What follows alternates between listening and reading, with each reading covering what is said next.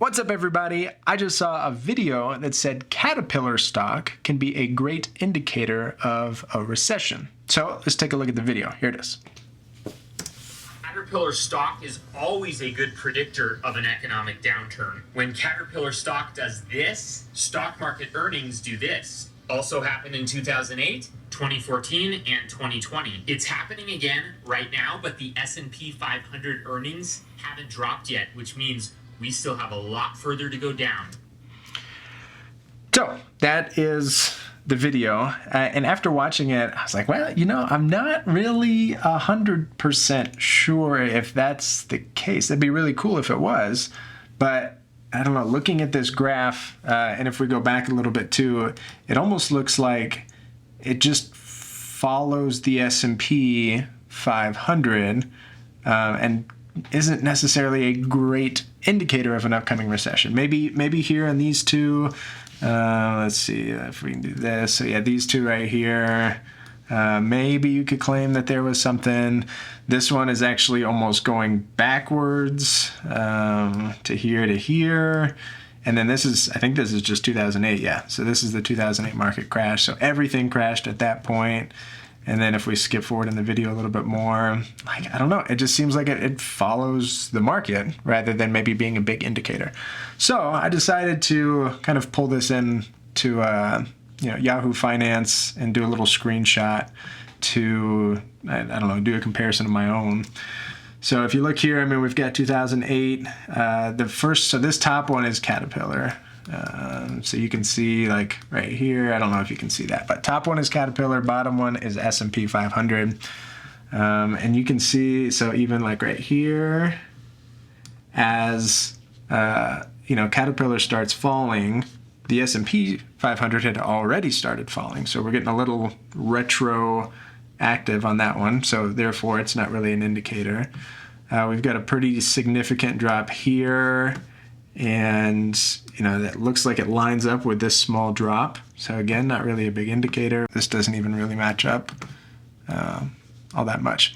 So after watching that video, I was like, I'm not 100% sure that that's, a really great indicator of a recession. At most, maybe it just follows the market really well. And I was like, well, let's look at Caterpillar's beta. And beta is basically just a measurement of how well a stock follows the market. And sure enough, it has a beta of 1, which 0.99, which basically means it just follows the market exactly. If the market is going up, so is Caterpillar. If the market's going down, so is Caterpillar. I don't know, on the surface, it doesn't look like the best data point to be making decisions on whether or not we're going into a recession. But one thing that can be a great indicator of a recession and has successfully predicted all recessions for, I think, the last, 50 years is the Treasury yield curve. So let's look at that. Here is the 10-year Treasury constant. Maybe I'll make a video on exactly what the 10-year Treasury yield curve is. But for now, I think the importance of this video is to just look at any time that the blue line drops below the black line. So anytime that we're down in this area with pretty much 100% success rate, it has predicted a recession.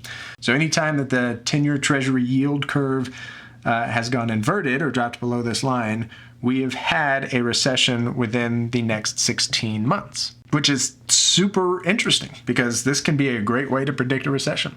So, if we look back in the 80s, I believe every dark gray area is where we experienced a recession. So, we drop back in 78 and boom, we have a recession in maybe the, 80, 81. Again, it goes back into positive and then back down to negative, and we have another recession. Then we have, another one, what is this here in 1990? And then here's Here's one where it drops in, 2000. We have one in 2001. And here's one that's really interesting. So this right here is the 2008, market crash, Great Recession. And this has been the longest period after we've seen a inverted yield curve where it took for the recession to start. So you can see that we had an inverted yield curve all the way back in February of 2006. And it took all the way until, 2008 for us to start hitting that recession. We had a very small dip here in 2009. And we had the shortest recession, I think, in history, like 2 months long in 2020. But look at what has happened. Look at that. We are down below the black line, which means we've had an inverted yield curve. And I think it dipped down maybe back in April, which means that sometime, historically speaking, in the next 16 months, we're going to be in a recession. And I think it's going to be a lot shorter than that. I think we're already currently in a recession. But nevertheless, this is a great indicator that shows, hey, there's going to be some economic turmoil coming up. So y'all better buckle up.